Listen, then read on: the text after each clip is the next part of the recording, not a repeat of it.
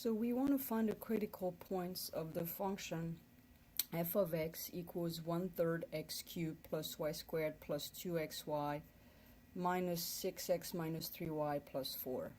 And once we find them, we want to see if those ones are local max, local mean, or saddle points. So in order to do that, to find the critical points, they occur at two different places, where you have a horizontal tangent plane. So what does that mean that we have a horizontal plane? That means that the normal vector to that horizontal plane will be parallel to the z-axis. That means the component in the x and the y direction for that normal vector will be 0. So that's for a horizontal tangent plane. Any plane, that is horizontal. Its normal vector has to have a 0 component for both the x and the y. But if we are looking at the tangent plane, remember the normal vector to the tangent plane to a surface is provided by the gradient of the function that gives the surface. And remember, the gradient vector is the spatial vector valued function for which the component are the partial derivative. And so if we have a horizontal plane, that means that the x and the y component is going to be 0. So that means the partial derivative with respect to x and the partial derivative with respect to y are going to be both 0 simultaneously. So we're going to have to find the partial with respect to x. So that means you treat y as a constant. So the derivative of 1/3 x cubed with respect to x is x squared. The derivative with respect to x of y squared will be 0. The derivative of 2xy with respect to x will be plus 2y. The derivative of negative 6 with respect to x will be negative 6. And the derivative of negative 3y plus 4 with respect to x will be 0. And then you do the same thing, but you look at the partial with respect to y now. So that means y is the variable, x is fixed. In other words, x is treated as a constant. So the partial derivative with respect to y of 1/3 x cubed will be 0. Of y squared with respect to y will be 2y. Of 2xy with respect to y will be 2x.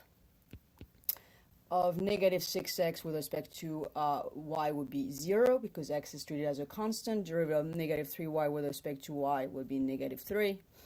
And then with respect to, and then of 4 will be 0. And so here we want both partial to be 0. So we're going to have to solve the system of equation x squared plus 2y minus 6 is 0. And 2y plus 2x minus 3 equals 0. And so what we're going to do is we want to solve simultaneously. So we look for the easier of the two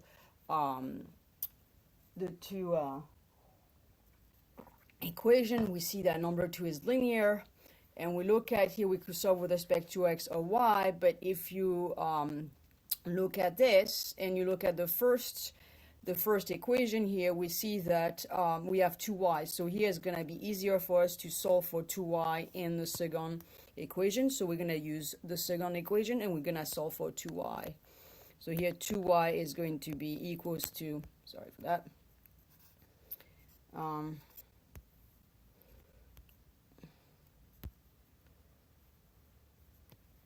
is going to be equals to 3 minus 2x. So if we substitute in 1 the value of 2y by 3 minus 2x, we get x squared. 2y is replaced by 3 minus 2x. We have to solve the equation x squared plus 3 minus 2x minus 6 equals 0. And we can see this is quadratic equation in x. Let's clean it up a little bit. it's x squared minus 2x minus 3, which you can factor as x minus 3 x plus 1. So if 1 is true, that means either x has to be equals to 3 or x has to be equals to -1. But remember that 2y is equals to 3 minus 2x.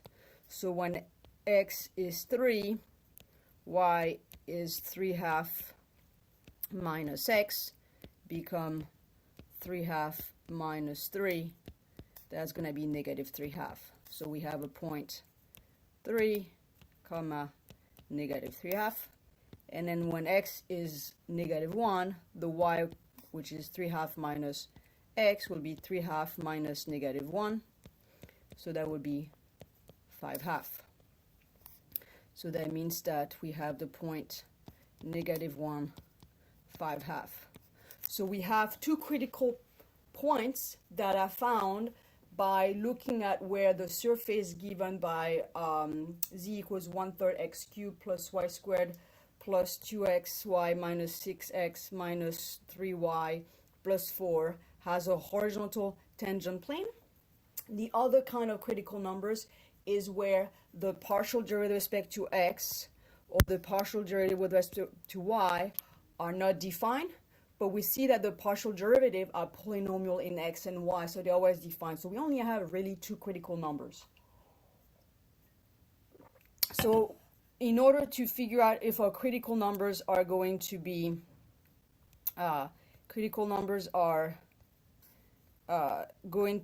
local max, local mean, or nothing, we're going to have to use the second order partial derivative tests. So what does that mean? Well, we're going to have to find the partial derivative with respect to the second order partial derivative.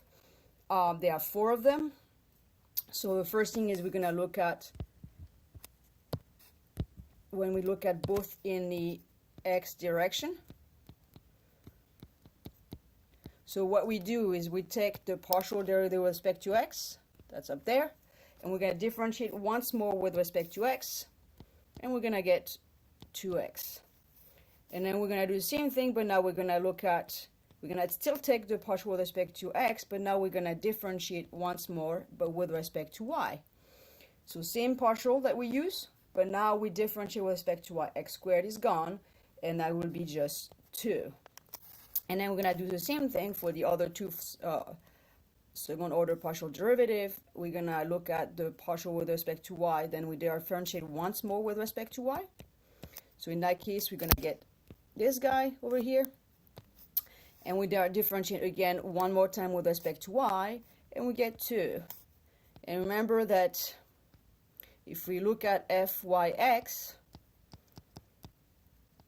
we should get the same thing as fxy. Again, we're just going to see if it's true. So we take the partial with respect to y, this thing in yellow, and differentiate with respect to x, and indeed we get a value of 2. And since we have multiple critical points to check here, we have 2 of them. The best way is to look at the determinant of the Hessian.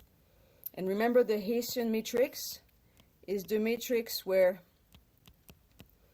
the entries on a diagonal are this, and the entries on the entire diagonal are those second order partial derivative. And so here in that case is going to be, the entries are going to be in the first row 2x and 2, and on the second row 2 and 2. And we look at the determinant of the matrix here. So the determinant of the Hessian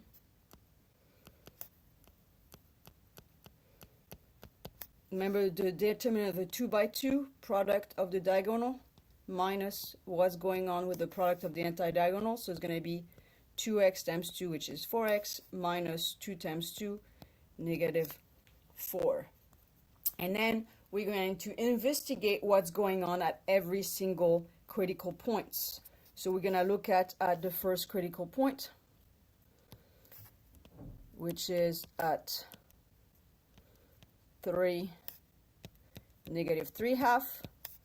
the determinant of the Hessian, if we replace x by 3, we get a value of 8. And when the determinant is greater than 0, that means we have a local extremum. To figure out if it's a local max and local mean, we're going to have to look at the curvature in either the x and the y direction. That means the double derivative with respect to x or double derivative with respect to y. It doesn't matter which one. But by convention, we usually look at this one, and we evaluate at the point that we are concerned with. And so the partial derivative with respect to x is 2x. And so if we multiply by x, which is 3, we get 6. And so remember the little diagram that we learned from Calculus 1. Double derivative is positive. That means the function is concave up. And remember that it looks like here, concave up. That means you have a local minimum. So, and then we do the same kind of work, but we're going to look at the other critical point, which was the point -1, 5/2. And the determinant of the Hessian there, remember, which is 4x minus 4, would be 4 times -1 minus 4. That would be -8. And here, if the determinant of the matrix is less than 0, that means right away we can conclude that we have a saddle point. So here what we discover is at one over critical point we have a local minimum, that's at the point 3, -3/2, and at the other critical point we have a saddle point. So just a brief summary here. To find the critical points of a function of two variables, we look at the partial derivative with respect to x and y, and we want to know where those are both simultaneously equals to 0. So we solve a system of equation. Also, we have to investigate if one of the partial is undefined, and that will give us all the critical numbers, or points, sorry. And then to analyze if those critical points are local max, local mean, or saddle points, we need to look at the second order partial derivative tests.